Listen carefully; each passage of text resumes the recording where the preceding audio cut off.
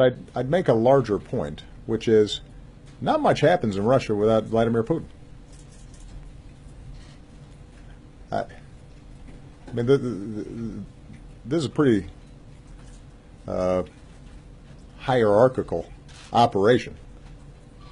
Last I checked, there's not a lot of debate and democratic deliberation, particularly when it comes to policies directed at the United States.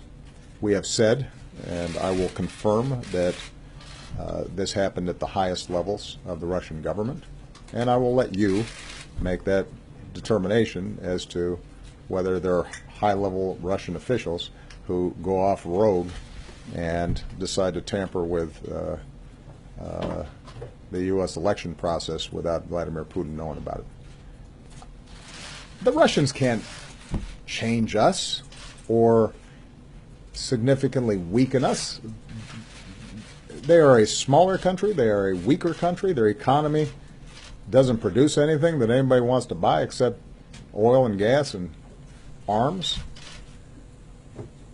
They don't innovate. But they can impact us if we lose track of who we are. They can impact us if we abandon our values.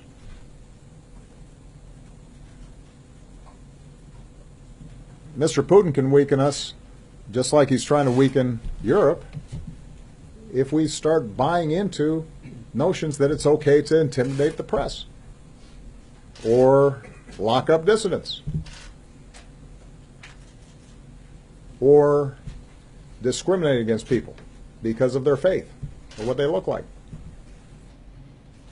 There was a survey, some of you saw, where,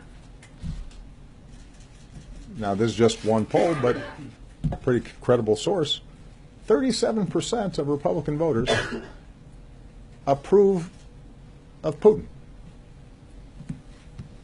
Over a third of Republican voters approve of Vladimir Putin, the former head of the KGB. Ronald Reagan would roll over in his grave. Responsibility for this brutality lies in one place alone, with the Assad regime and its allies, Russia and Iran. And this blood and these atrocities are on their hands. We all know what needs to happen. There needs to be an impartial international observer force in Aleppo that can help coordinate an orderly evacuation through, regretfully but unsurprisingly, Russia has repeatedly blocked the Security Council from taking action on these issues, so we're going to keep pressing the Security Council to help improve the delivery of humanitarian aid to those who are in such desperate need and to ensure accountability, including continuing to monitor any potential use of chemical weapons in Syria.